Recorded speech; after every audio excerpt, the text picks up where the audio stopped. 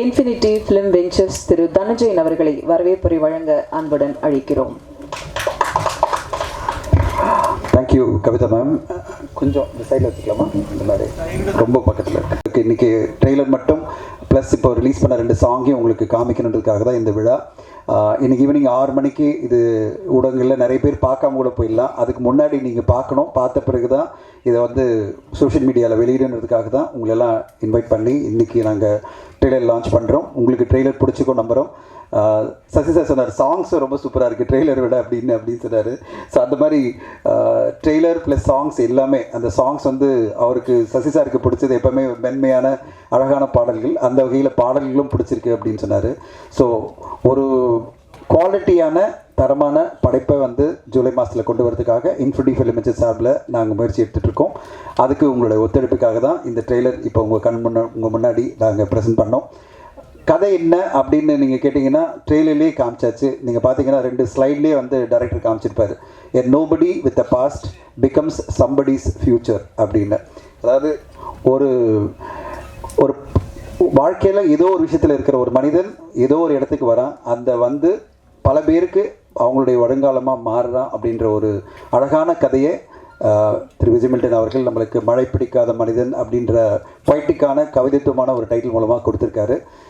இன்றைக்கி பார்த்தீங்கன்னா நம்முடைய நாயகன் அப்படின்னு பார்த்தீங்கன்னா அது நம்முடைய விஜயானந்தி சார். பாருங்கள், ஒரு கருப்பு கலரில் பயங்கரமாக பிளாக் பெயிண்டிங்கோட அப்படியே ஒரு பெயிண்டோட வந்திருக்காரு. காரணம் என்ன கேட்டிங்கன்னா, ஷூட்டிங்கில் இருந்தார்.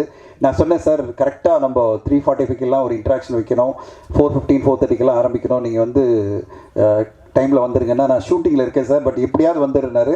லாஸ்ட் மினிட் ஷூட் பண்ணிவிட்டு அவருடைய கடமை வச்சு பாருங்கள். லாஸ்ட் மினிட் ஷூட் பண்ணிவிட்டு மேக்கப் கழிச்சா 45 மினிட்ஸ் ஆகும்னு சொல்லிட்டு அப்படியே கிளம்பி நேராக இங்கே வந்து கலந்துக்கிட்டார். நான் பார்த்தோன்னே ஷாக் ஆகிட்டேன். என்ன சார் கலைக்கிறதுக்கு கூட நேரம் இல்லையா? இல்லை சார், டைம் சொல்லிகிட்டே இருந்தீங்க, 3:45 இங்கே அசம்பிள் ஆகணும்னு நான் வந்துட்டேன் அப்படின்னாரு. அதுக்காகவே என்னுடைய மனமார்ந்த நன்றிகள் விஜய் சார். இந்த ஒரு கமிட்மெண்ட், ஒரு படத்தை என்னுடைய ப்ரொமோஷன் ஈவெண்ட்டில் டைமில் நம்ம கலந்துக்கணும், ஊடகம் நம்மளோட பேசணும் அப்படின்னு நீங்கள் டைமில் வந்தது பெரிய சந்தோஷமாக இருக்குது. அண்ட் உங்களுடைய சப்போர்ட் தான் இந்த படத்தை அடுத்தடுத்துக்கிட்டு கொண்டு போகிறதுக்கு எல்லா வகையிலும் உபயோகமாக இருக்குது.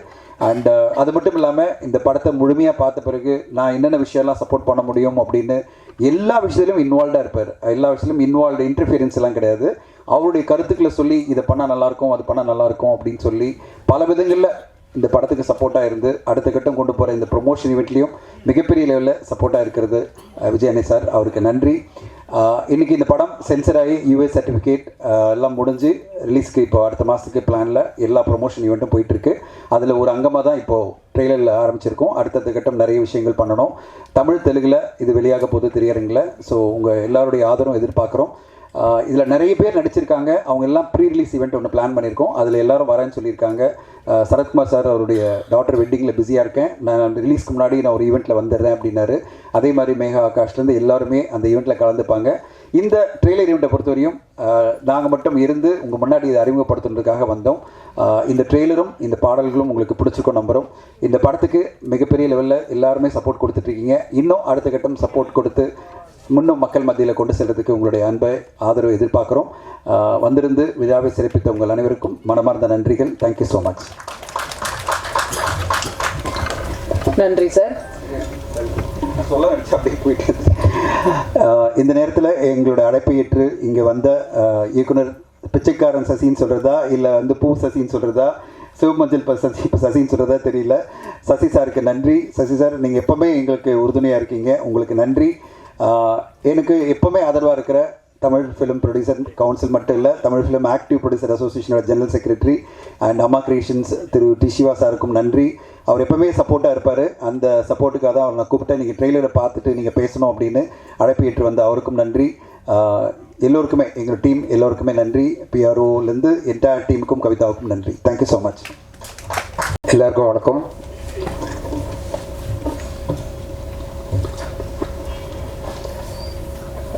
படம் எடுக்கிறது, ரிலீஸ் பண்ணுறதெல்லாம் தாண்டி இந்த ப்ரெஷ் ஷோவில் வந்து நம்ம யாரை பார்த்து பேசுகிறோன்றது தெரியாமல் பேசுகிறது இல்லை, அது வந்து ரொம்ப சிக்கலாக இருக்குது. போன தடவை டீசர் ஈவெண்ட்டில் வந்து கவிதை புத்தகம் வந்து ரிலீஸ் பண்ணி அது கூட அப்படியே சேர்த்து கம்பைன் பண்ணி இந்த ஃபங்க்ஷனாக வச்சிடலான்னு தனஞ்சயன் சார் ஒரு ஐடியா கொடுத்தாரு.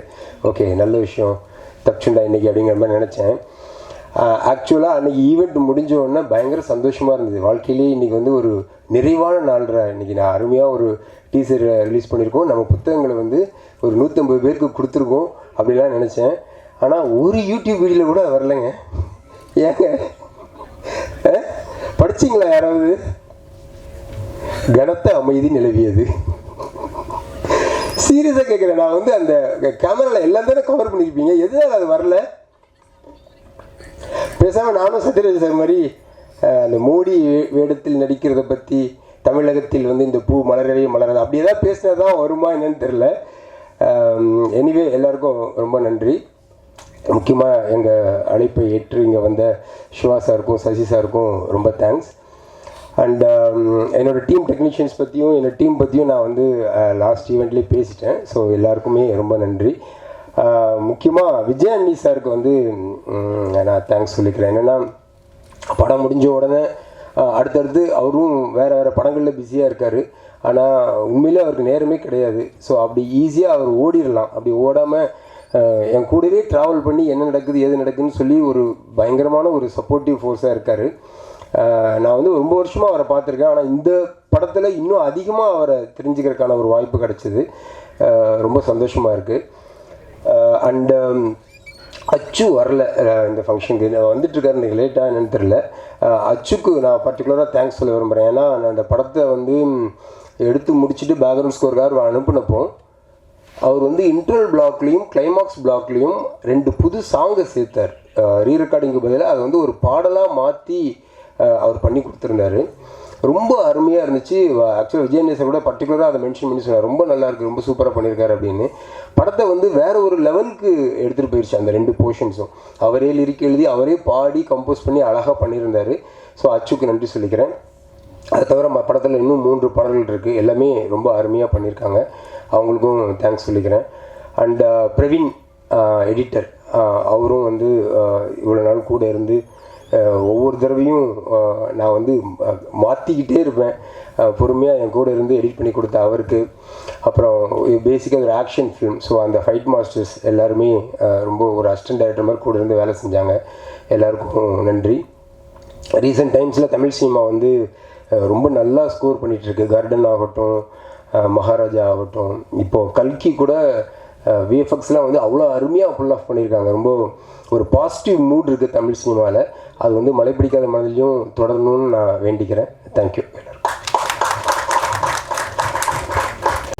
அனைவருக்கும் இனிய மாலை வணக்கம்.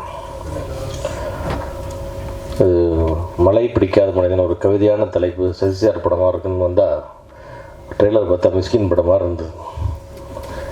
ஒரு வேறு எதிர்பார்ப்பில் வந்தால் வேறு மாதிரி இருக்குது. ரொம்ப அழகாக இருந்தது மில்டன் சார், ரொம்ப பியூட்டிஃபுல்லாக இருந்தது உங்களுடைய விஷுவல்ஸ்.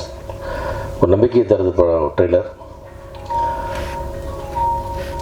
இது வந்து இந்த படத்துக்கு விழாவுக்கு வர்றதுன்றது நான் இந்த விருந்தாளியெல்லாம் வரல, இது எல்லாமே என்னோடய ஓன் யூனிட் மாறுது. ஏன்னா அதில் வந்து இன்றைக்கி கமல் புராசன் வர முடியல, பிரதீப் வந்திருக்காரு.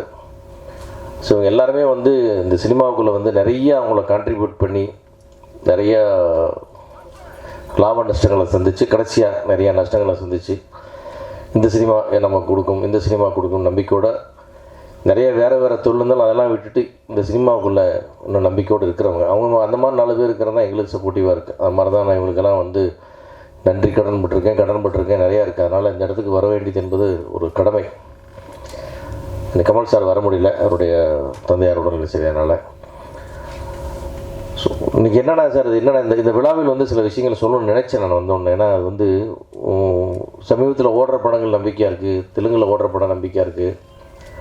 அந்த ஓடுற படங்கள் அதுக்கப்புறம் என்ன ஆகுது அப்படின்னு பார்த்தீங்கன்னா பழைய சினாரியா மாதிரி ரொம்ப மோசமான ஒரு நிலைமைக்கு தமிழ் சினிமா போய்கிட்டு இருக்கு. முன்னாடி வந்து தமிழ்நாடு சினிமாவில் ஒரு படம் 20 கோடி ரூபா தமிழ்நாடு தியேட்டர்கள் கலெக்ட் பண்ணிச்சுன்னா அது 20 கோடி ரூபாய் டிஜிட்டல் விற்கும். இன்னைக்கு 20 கோடி ரூபா கலெக்ட் பண்ண படம் வந்து 3 கோடி ரூபாய் டிஜிட்டல் விற்கிது. ஸோ என்ன மாதிரி ரேஷியோவில் இந்த பிஸ்னஸ் ஃபாலோ ஆகிருக்குன்றது எங்களால் வந்து இமேஜினே பண்ண முடியல. இது வந்து மீடியா நண்பர்கள் வந்து இது ஒரு சரியான கோணத்தில் தமிழ் சினிமாவோட நிலைமையை கொஞ்சம் புரிஞ்சுக்கணும்னு இந்த இடத்துல நான் சொல்ல விரும்புகிறேன். தெலுங்கில் ஒரு படம் சின்ன படம் ஹிட் ஆச்சுன்னா 60 கோடி ஷேருங்கிறாங்க, 100 கோடி ஷேருங்கிறாங்க. பெரிய படம் வந்துச்சுன்னா 200 பண்ணுச்சு, 300 பண்ணுச்சு, 600 பண்ணுச்சுன்னு. இது எல்லாம் தமிழ்நாட்டில் சாத்தியமே இல்லை. ஏன்னா தேட்டருக்குள் உள்ளே வரக்கூடிய ஆடியன்ஸே நம்ம முற்றிலுமாக இழந்து விட்டோம். ஏதோ ஒரு படம் ஓடுதுன்னா அந்த படம் கூட 40 ரூபா பண்ண வேண்டிய படம் 20 ரூபா பண்ணியிருக்கு. அதுதான் உண்மை. இன்றைக்கி ஒரு கருடன் பண்ணிடுச்சு, மகாராஜா பண்ணிடுச்சு பேசிட்டு இருக்கணும். அந்த படம்லாம் இதை விட டபுள் பண்ண வேண்டிய படங்கள், அதே படங்கள் வேண்டும். இந்த தரம், இந்த வெற்றி ஆந்திராவாக இருந்துச்சுன்னா இது வந்து அதோடைய கலெக்ஷன் 40-50 கோடி. நம்ம 20 கோடி பண்ணிட்டு அதுலேயே சந்தோஷமாயிட்டு 20 கோடி பண்ணிடுச்சு, நிறையா பண்ணிடுச்சுன்னு சொல்லிட்டு அது 20 கோடி அல்ல, அதோட படத்தோட விலை 40 கோடி அது. ஸோ அந்த மாதிரி வந்து இன்றைக்கி வந்து ஒரு பெரிய படங்கள் வந்து ஆந்திராவில் பண்ணுது, எல்லாமே பண்ணுதுன்னா அங்கே வந்து தியேட்டருக்குள்ளே வர்ற ஆடியன்ஸுக்கு இன்னும் அந்த ஆசை இருக்குது, உள்ளே வந்துட்டுருக்காங்க, அதுக்கான ரெஸ்பான்ஸ் எல்லாமே வந்துட்டுருக்கு. இங்கே நம்ம ரொம்ப ஆடியன்ஸ் இழந்து போய் தவிக்கிறோம். ப்ரொடியூசர்ஸ் வந்து எவ்வளோ தூரம் லாஸ் ஆகுறாங்களோ அது வந்து உங்களுக்கு வந்து தலை மாதிரி அங்கே பிரச்சனை வந்துச்சுன்னா உடம்பு பூரா பரவும். அதை வந்து நம்ம ரைட் சென்ஸில் எல்லோரும் புரிஞ்சுக்கணும். இன்றைக்கி தயாரிப்பாளன்ற ஒரு தலை உருண்டுருச்சுன்னு சொன்னால் அதுக்கப்புறம் மீதியில் இருக்கிற பாடியில் இருக்கிற எல்லாம் ஸ்பேர், பிரெயின் டெட் ஆனதுக்கப்புறம் எல்லாம் வேஸ்ட்டு. அந்த சூழ்நிலைக்கு தான் தயாரிப்பாளர்கள்லாம் போய்கிட்டு இருக்காங்க. அதனால் வந்து என்னுடைய வேண்டுகோள்லாம் என்னென்னா, மீடியா நண்பர்கள் முழுக்க இந்த விமர்சனங்களில் கொஞ்சம் தயவு செஞ்சு கொஞ்சம் நம்ம ஒரு பொறுப்புணர்வோடு நடந்துக்கணும்னு நினைக்கிறேன். நீங்கள் பக்கத்து வீட்டுக்கு தீ வைக்கத்தான் நினச்சிட்டு ஜாலியாக சிரிச்சிட்டு வைக்கிறாங்க, அந்த தீ உங்கள் வீட்டுக்கு பரவுறது ரொம்ப நாள் ஆகாது. அந்த தயாரிப்பாளன்ற ஒரு தலை சாஞ்சிருச்சுன்னா அதுக்கப்புறம் இந்த இண்டஸ்ட்ரியில் வேறு யாரையும் காப்பாற்ற போகிறதில்ல. ப்ரொஃபஷனல் ப்ரொடியூசர்ஸ் போனதுக்கப்புறம் நீ கார்ப்பரேட் நம்பி சினிமா எடுத்த நடுவில் கார்ப்பரேட்டில் வந்து எடுத்தாங்க, என்னாச்சு நீங்கள் பார்த்தீங்க. அதனால் தயாரிப்பாளர்களுடைய நிலைமைகள் ரொம்ப மோசமாக போயிட்டுருக்கு. ஒரு படத்தில் அல்டிமேட்டாக யார் லூஸ் ஆகிறான்னா ப்ரொடியூசர் தான் லூஸ் ஆகிட்டுருக்காங்க. படம் ஆரம்பித்து முடிச்சதுக்கப்புறம் அத்தனை பேர்த்துக்கும் ஏதோ அவங்களுக்கு பேசின சம்பளம் கிடைச்சதோ, 90% கிடைச்சதோ, 75% கிடைச்சதோ, ஏதோ கிடைச்சது, இல்லை நஷ்டம் இல்லை. ஆனால் தயாரிப்பாளர் நிலைமை அப்படி இல்லை. இன்றைக்கி ஒரு படம் ஹிட்டு கொடுத்தா கூட அந்த படத்தை வெளியே கொண்டாந்து விற்க முடியல.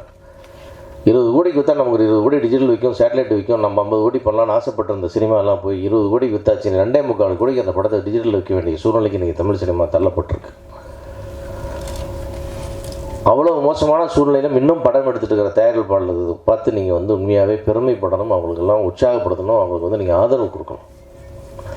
குறிப்பாக விமர்சனங்கள்ங்கிற பேரில் தயவு செஞ்சு எந்த படத்தையும் தயவு செஞ்சு கொலை பண்ணாதீங்க. ரொம்ப 100% சரியான பாடத்தை நம்ம எடுத்துக்கவே முடியாது. எல்லா வீட்டு பிள்ளைங்களும் 100 மார்க் எடுக்கிறது இல்லை. ஏன்னா 40, 50 பாஸ் மார்க்கு, கொஞ்சம் 80, 70, 80 எல்லாமே இருக்குது. எல்லார் வீட்லேயும் எல்லா குழந்தைகளும் அப்படி இருப்பாங்க. நம்ம எல்லாத்தையும் நம்ம என்கரேஜ் பண்ணுறோம், எல்லாத்தையும் ஆதரிக்கிறோம், எல்லாத்தையும் படிக்க வைக்கிறோம், எல்லோரும் வர்றாங்க. அந்த மாதிரி எல்லா படங்களையும் கொஞ்சம் நிறைகுறைகளை கொஞ்சம் சொல்கிற மாதிரி சொல்லி அந்த படத்துக்கு ஆடியன்ஸ் வர விடாமல் பண்ணுற விமர்சனத்தை தயவு செஞ்சு இந்த படத்துக்கு போகாதீங்க, இந்த தேட்டருக்கு போகாதீங்க, இப்படி சொல்லி எல்லாரையும் சாவடிச்சுட்டு எல்லாத்தையும் சுடுகாடாகிட்டு நீங்கள் எங்கே போகிறீங்க? சுடுகாட்டில் தனியாக நின்று ஒரு நாளைக்கு நீங்கள்லாம் விமர்சனம் பண்ணுறவங்களுக்காக சொல்லிக்கிறேன் நான். அதனால் நம்ம எல்லோரும் இது ஒரு குடும்பம், இதெல்லாம் ஆளால் ஒரு செயற்பாட்டு பிரெயின்ங்கிறது ப்ரொடியூசர்ஸ், அதை டெட் பண்ணிட வேணான்றது எல்லாரையும் நான் மீடியாவுக்கு குறிப்பாக விமர்சனம் பண்ணுறவங்களுக்கு கேட்டுக்கிறேன். அதே மாதிரி வந்து விளம்பரத்தை கூட இன்னும் கூட முடிஞ்ச வரைக்கும், ஏன்னா அது பட்ஜெட் இருக்குதோ இல்லையோ, முடிஞ்ச வரைக்கும் மக்கள்கிட்ட கொண்டு போய் சேர்த்து இந்த ஆடியன்ஸ் உள்ளே வர வச்சு இந்த சினிமாவை நம்ம இன்னும் அதிகமாக நம்ம வந்து ஜெயிக்க வச்சோம்னா கூடவே நாமளும் ஜெயிச்சிட்டே போவோம். ஒரு சினிமா ஜெயிச்சா ஒரு ப்ரொடியூசரை ஜெயிக்கிறார். அந்த படத்தில் வேலை செஞ்ச அத்தனை ஆர்டிஸ்ட், டெக்னீஷியன், வேலை செஞ்சவங்க எல்லாரும், அதுக்கப்புறம் மீடியா, விளம்பரம், எல்லாருமே எல்லா டிபார்ட்மெண்ட்டும் சம்பாதிக்குது.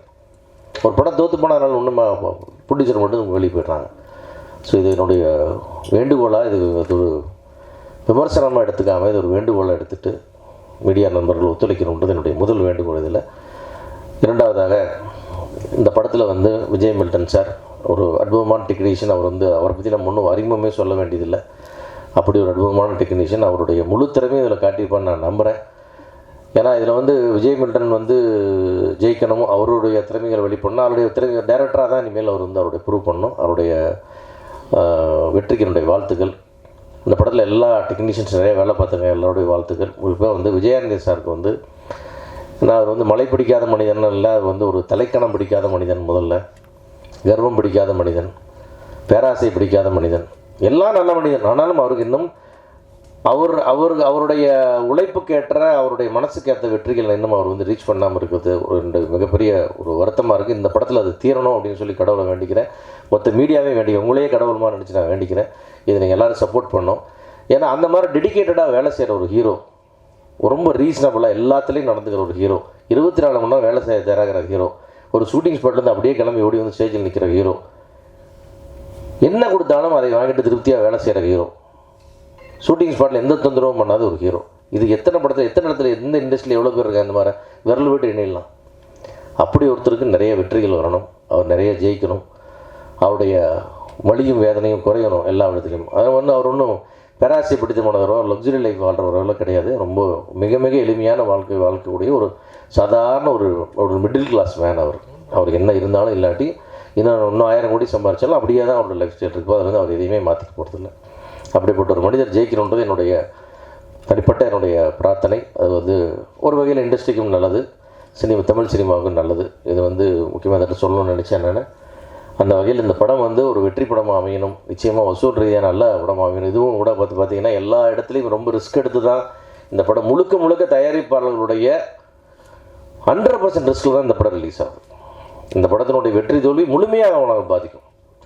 வெற்றிக்கு வந்து எல்லாரும் 1000 சொந்தங்கள் வந்து எல்லோரும் நிற்பாங்க. ஆனால் தோல்வியே அடையக்கூடாது, பெரிய வெற்றி அடையணும், இதை நிறையா சம்பாதிக்கணுன்றது என்னுடைய ஆசை, என்னுடைய வாழ்த்துக்கள். அதுக்கு முக்கியமாக நான் வந்து இந்த திருப்பி சொல்கிறேன், இந்த மீடியாவுக்கு தயவு செஞ்சு கோஆப்ரேட் பண்ணுங்கள். இது வந்து ஒரு ஈகோவாக எடுத்துகிட்டு நீ என்ன சொல்கிறது நான் என்ன கேட்குறது, நீ எப்படி விமர்சனம் பண்ணுறவங்கள கேட்கலாம் அப்படிலாம் தயவு செஞ்சு பேசாமல், நான் வந்து இது வரைக்கும் வன்மையாக கண்டித்த நான் விமர்சகர்கள் வரைக்கும் எல்லாத்துக்கும் நான் சொல்லிடுறேன். அதையெல்லாம் மறந்துட்டு இந்த சினிமாவை காப்பாற்றலாம், கொஞ்சம் எல்லாரையும் காப்பாற்றலாம், இந்த சினிமா நல்லா ஓட்டும், தமிழ் சினிமாவுக்கு தேட்டர் ஆடியன்ஸ் வர வைங்க. ஆடியன்ஸ்க்கு தேட்டருக்கு வர தான் நம்ம எல்லோரும் பிழைக்க முடியும். வராத தேட்டர் பக்கம் வராது, இந்த படத்துக்கு வராது அப்படின்லாம் சொல்லாத நிறுத்திட்டு நல்ல தரமான விமர்சனங்களை தருமாறு உங்களை எல்லாம் பணிவன்போடு மன்றாடி கேட்டுக்கொண்டு இந்த படம் வெற்றியடை இறைவனை வேண்டி வாழ்த்துக்கிறேன். நன்றி.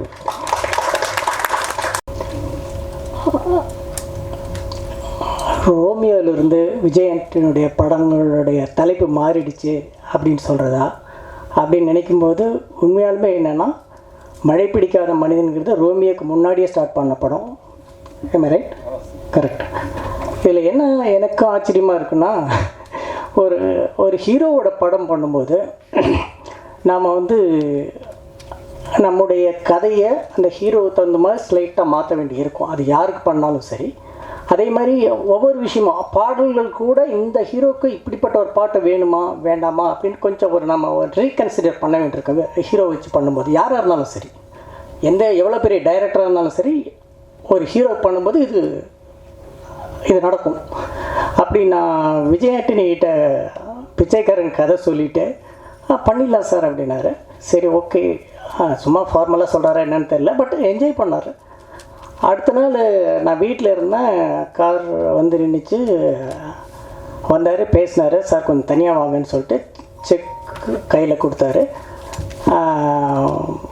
அப்புறம் பேசிட்டு வீட்டில் காஃபி சாப்பிட்டு கிளம்பும்போது அவர் என்ன எப்பயுமே வந்து இப்போயும் அது நடக்குது.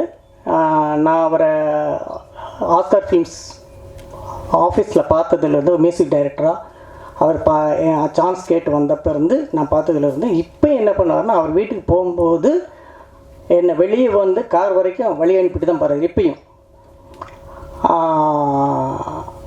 ஸோ அது மாதிரி நானும் என்னுடைய வீட்டை விட்டு வெளியே வந்து கார் வரைக்கும் வந்தேன். அப்போது காரில் சாஞ்சிக்கிட்டு டோர் ஓப்பன் பண்ணார். அப்புறம் சடனாக தெரியும், சார் இந்த நீங்கள் சொன்ன கதை அப்படியே மைண்டில் இருக்குது சார், டைட்டில் ரெஜிஸ்டர் பண்ணுறேன் சார்.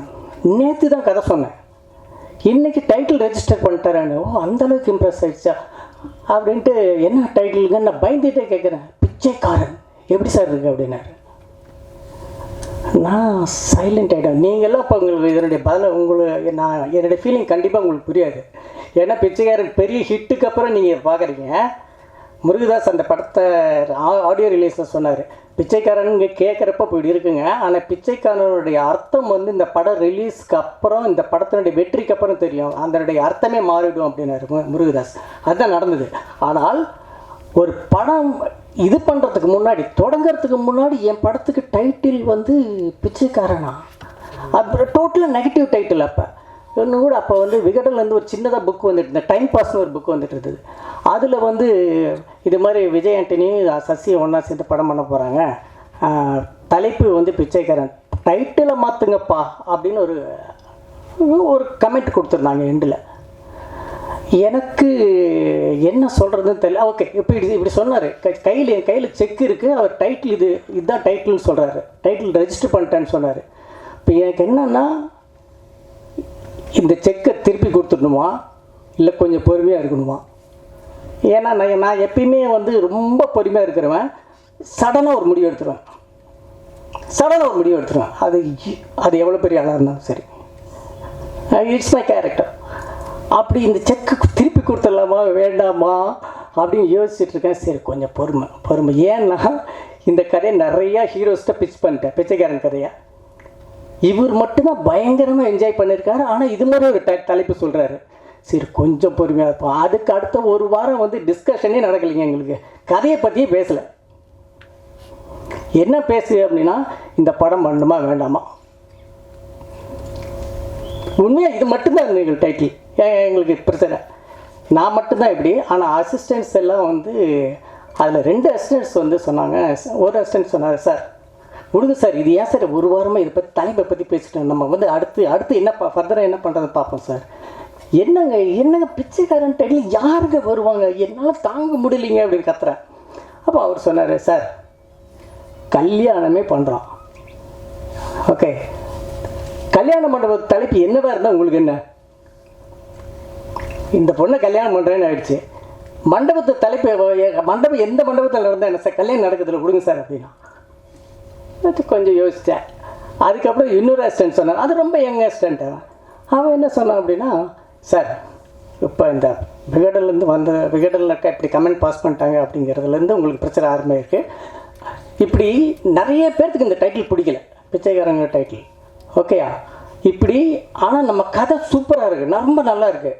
ஸோ படம் ரிலீஸ் ஆன உடனே வெளியே வந்து பிச்சைக்காரன் நல்லா இருக்குது, பிச்சைக்காரன் நல்லா இருக்குன்னு பேசும்போது முதல்ல திரும்பி பார்க்குறவங்க யாருன்னா இந்த வெறுத்தவங்க தான் முதல்ல திரும்பி பார்ப்பாங்க. சார் அது வந்து பெரிய பப்ளிசிட்டி ஆகும் சார் நமக்கு, ஸோ நெகட்டிவாகவே இருக்கட்டும் சார் அப்படின்னா. ஓகே இதுவும் நல்லா தான் இருக்குது. இப்படி அந்த இடத்துக்கு நான் அரைவ் ஆகிறதுக்கு இந்த டைட்டில் இந்த அந்த அந்த டைட்டில் வந்து எனக்கு பிடிக்கிறதுக்கு ரொம்ப டைம் எடுத்துதுன்னு வச்சேன் சொல்கிறேன். ஆனால் மழை பிடிக்காத மனிதன் ஒரு டைட்டில் எப்படி விஜய் ஆண்டனி வந்து ரோமியோவுக்கு முன்னாடி எப்படி பிடிக்க வச்சாருன்னு நான் வந்து விஜய் மேல்கிட்ட தான் கேட்க வேண்டியதாக இருக்குது. என்னப்பா அது உண்மையில சொல்கிறேங்க, அது வந்து ஒரு ஹீரோ வச்சு பண்ணும்போது அந்த ஹீரோவுக்கு பிடித்தமான மாதிரியும் அந்த டைட்டில் வச்சு அந்த ஹீரோவை கன்வின்ஸ் பண்ண வேண்டியது ஒரு டைரக்டர் வேலை. அது ரொம்ப அழகாக பண்ணியிருக்கேன் விஜய் மில்டன். ஸோ நான் உண்மையிலுமே இந்த படம் வந்து ரொம்ப ரொம்ப ஏர்லி ஸ்டேஜில் பார்த்துருக்கேன். அதாவது ரஃப் கட்டுன்னு கூட சொல்ல முடியாது. நிறைய பாடல்கள் வர வேண்டியிருந்தது, கிளைமேக்ஸ் முடியாமல் இருந்தது, அப்படி இந்த விஷயத்தில் பார்த்துருக்கேன். பிகினிங்லேருந்து ரொம்ப இன்ட்ரெஸ்டிங்கான நிறைய எலிமெண்ட் இருக்கிறதுக்குள்ளே இந்த லேட்டஸ்ட் வெர்ஷன் பார்க்கும்போது இன்னும் இந்த மழை வந்து எனக்கும் ரொம்ப பிடிச்சி போயிருன்னு நினைக்கிறேன். உங்களுக்கும் இந்த மழை ரொம்ப ரொம்ப பிடிக்கும். வாழ்த்துக்கள். அனைவருக்கும் வணக்கம். மேடம் சொன்ன மாதிரி சாங்ஸ் வந்து ரொம்ப நல்லாவே பெர்ஃபார்ம் ஆகிட்டுருக்கு. ஆல்ரெடி மில்லியன் வியூஸ் போயிட்டுருக்கு. அச்சு ராஜாமணி சாருக்கு இந்த டைமில் நன்றி சொல்லணும்னு நினைக்கிறேன். அதே மாதிரி விஜய் ஆண்டனி சாருக்கும் நன்றி. அண்ட் இது படத்துக்கு Roy and Hari Tafusia supporting songs பண்ண அவங்களுக்கும் நன்றி. அண்ட் இந்த படத்துக்கு தெலுங்கு வெர்ஷனில் சாங்ஸ் பண்ணவங்களுக்கும் நன்றி, அதுவும் நல்லா பெர்ஃபார்ம் ஆகிட்டுருக்கு தெலுங்கு வெர்ஷனும். And infinity film ventures Dhananjayan சாருக்கும் நன்றி. ஏன்னா எல்லா ப்ரொமோஷன்ஸ் பிளானுமே வந்து ரொம்ப பக்காவாக பிளான் பண்ணி அந்தந்த டைமில் எங்களுக்கு கரெக்டாக கோஆர்டினேட் பண்ணி கரெக்டாக பண்ணிகிட்ருக்காரு. இன்றைக்கி அரங்கத்துக்கு உள்ளே இருக்கவங்க தேட்டரில் எல்லாருமே ட்ரெய்லர் பார்த்துட்டீங்க, வெளியே இருக்கவங்க எல்லாருமே 6 மணிலேருந்து ட்ரெய்லர் பார்க்கலாம், Tamil and Telugu version. So கண்டிப்பாக எல்லோரும் டென் மியூசிக் சேனலில் போய் பாருங்கள். படம் வெற்றி பெற வாழ்த்துக்கள். இந்த அரங்கத்துக்கு வந்திருக்கும் உங்கள் அனைவருக்கும் என்னுடைய மாலை வணக்கம். ரொம்ப சந்தோஷமாக இருக்குது. நீண்ட நாள் பயணம் எனக்கு. என் ஃப்ரெண்டோட சேர்ந்து நான் ஒர்க் பண்ணுற ஃபஸ்ட்டு மூவி. நானும் விஜய் மில்டன் சாரும் ஆக்சுவலாக இனிஷியலாக ஒரு 15 வருஷத்துக்கு முன்னாடி பார்ட்னர் சொல்லி சார் 15 வருஷம் 20 வருஷத்துக்கு முன்னாடி நானும் அவரும் க்ரீன் பாட்டில் அப்படின்னு ஒரு கம்பெனி சேர்ந்து ஆரம்பித்தோம். அதர் தேன் டைரக்டர், இப்போ படத்தை பற்றி எப்படி நான் பேசிடுறேன். ஒரு ஒளிப்பதிவாளராக வந்து ரொம்ப திறமையான ரொம்ப அருமையான அவர் லென்சிங்கில் அவருக்கு காட்டுற ஒவ்வொரு ஃப்ரேமும் பயங்கரமாக இருக்கும் ஆக்சுவலாக. இன்ஃபேக்ட் நீங்கள் டைரக்ஷனில் வந்து கடந்த படங்கள் கோலி சோடா பத்துன்றதுக்குள்ள கடுகு இந்த மாதிரி விஷயங்களில் ஃபோக்கஸ் பண்ணாமல் ஒன்லி ஒளிப்பதிவாளர் வந்து மட்டும் இருந்திருந்தீங்கன்னா இன்றைக்கி இந்தியாவோட தலை சிறந்த ஒளிப்பதிவாளர்களாக கண்டிப்பாக இருப்பீங்க. அப்படி இந்த ட்ரெய்லரே அதுக்கு சாட்சி. ரொம்ப கிராண்டான விஷுவல் பண்ணக்கூடிய, இன்ஃபேக்ட் பிச்சைக்காரன் 2 படத்தில் வந்து சார் வந்து எனக்கு பேட்ச் ஒர்க்காக 10 டேஸ்க்கு வந்து பண்ணி கொடுத்தாங்க. ஸோ நீங்கள் வச்ச லென்ஸிங் அந்த ஃப்ரேமிங் எல்லாமே வேறு மாதிரி சார். ஆக்சுவலாக ஒண்டர்ஃபுல் கேமராமேன். இந்த படத்தோட வெற்றிக்கு தொடர்ந்து நீங்கள் வந்து நிறைய படங்களுக்கு கேமராமேனாகவும் பணியாற்றணும்னு சொல்லிட்டு கேட்டுக்கிறேன். இந்த படம் வந்து ரொம்ப நாளாக ஆக்சுவலி கோயம்பேடு அப்படின்னு ஒரு ஸ்கிரிப்ட் எனக்கு படிக்க கொடுத்தாரு ஒரு 15 வருஷத்துக்கு முன்னாடி. அதுதான் அப்புறம் கோலி சோடாவாக மாற்றினார். அப்போவே அந்த கோயம்பேடு அப்படின்ற படத்தை நடிக்கிறதா நான் திட்டம் வச்சுருந்தேன். அது சில காரணங்களால் அப்போ பண்ண முடியாமல் போயிடுச்சு. நல்ல எழுத்தாளர் அண்டு அழகாக இருக்கிற பயமாக இருக்கிறது படத்தோட மிகப்பெரிய ஃபேன் தான். ரொம்ப அருமையான படம். இந்த படம் வந்து ஒவ்வொரு நாளும் நீங்கள் ஷூட்டிங் ஆரம்பித்த நாள்லேருந்து எப்படி ஒரு மாதிரி இன்னைக்கு கடைசி ஸ்டேஜ் வந்திருக்குன்னு நான் பார்த்து பிரமிப்படைகிறேன் சார். ஓயாமல் இப்போ கூட உட்காந்துட்டு என்கிட்ட சார் ஒரு சின்ன ஒரு 30 செகண்ட் மட்டும் அதை இப்படி பண்ணலான் இருக்கேன்னு சொல்லிட்டு, ஐ திங்க் நீங்கள் படத்தோட ரிலீஸுக்கு ஒரு 5 days முன்னாடி வரைக்கும் ஏதாவது இம்ப்ரூவைஸ் பண்ணணும்னு சொல்லிட்டு யோசிப்பீங்கன்னு நினைக்கிறேன் சார். ரொம்ப ஒரு சின்சியரான ஒரு அப்ரோச் உங்ககிட்ட இருக்குது ஜாப் பொறுத்த வரைக்கும். கண்டிப்பாக இந்த படம் வந்து நான் பார்த்தேன், ரீசெண்டாக பார்த்தேன்.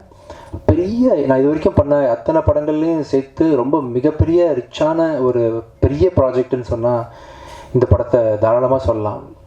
ஏன்னா இது நான் எதிர்பார்க்கவே இல்லை. இந்த படத்தை வந்து சத்யராஜ் சார் கூட நடிப்பாங்க, சரத்குமார் சார் நடிப்பாங்க, சரண்யா மேடம், தெலுங்கில் வந்து பெரிய ஒரு ஹீரோவாக நடிச்சிட்டு இருக்கக்கூடிய டாலி தஞ்சைன்ற ஒருத்தர், பிருத்திவி அம்பார் ஒரு ஹீரோ தான், மேகா ஆகாஷ் கூட.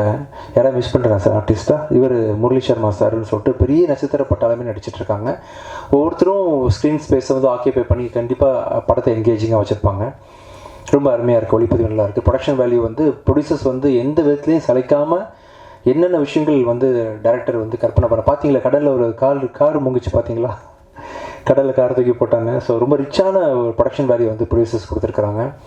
அப்புறம் இந்த படத்துக்கு பின்னணி இசை பண்ணி சாங்ஸும் பண்ணிய அவர் அச்சு ராஜாமணி வந்து ரொம்ப சிறப்பாக பண்ணியிருக்காரு. இந்த கிளைமேக்ஸில் ஒரு சாங் சார் ரொம்ப அருமையாக இருந்துச்சு. இன்றைக்கி உள்ள ட்ரெண்டுக்கு டாடாவில் இன்ல ஒரு சாங் கேட்டேன். ஆக்சுவலாக ரொம்ப மனசுக்கு நெருக்கமான ஒரு இம்பேக்ட் கொடுத்துச்சு.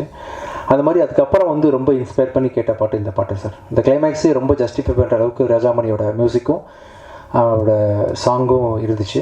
அவர் வரல, இன்றைக்கி சில காரணங்களாக வர முடியல. ஒண்டர்ஃபுல் மியூசிக் பை அவர். எடிட்டர் பிரவீன் கேல் வந்து இவ்வளோ டஃப்பான கதையை வந்து ஒரு 2 hours ஷார்ட்டாக சொல்கிறது, ஆடியன்ஸுக்கு கன்வின்சிங்காக கொடுக்குறது சாதாரண விஷயம் இல்லை. பிரவீன் கேல் சார் வந்து ரொம்ப அருமையாக பண்ணியிருக்காரு. ஸோ ரொம்ப ரிச்சான ஜனரஞ்சகமான கமர்ஷியலாக. இன்னொரு விஷயம், வழக்கமாக வந்து ஒரு படத்தில் வந்து டபால் டபிள்னு கொண்டுருவாங்க. அப்போ இந்த டைரக்டர் வந்து ஒரு ஸ்பெசிஃபிக்காக ஒரு விஷயத்தை ஆரம்பத்துலேருந்து சொன்னார். அதை கடைசி கட்டில் நான் பார்க்கும்போது ரொம்ப ஜஸ்டிஃபைடாக இருந்துச்சு சார். நீங்கள் பண்ண விஷயம் கெட்டவனை கொல்லக்கூடாது, கெட்டதை தான் அழிக்கணும் அப்படின்ற மாதிரி ஒரு விஷயம் நீங்கள் புதுசாக பேசியிருக்கீங்க.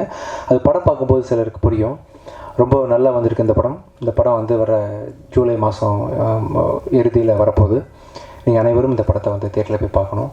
இந்த விழாவுக்கு வந்து சிறப்பித்து எங்களுக்காக நேரம் ஒதுக்கி வந்த Amma creation Siva sir, thank you so much sir.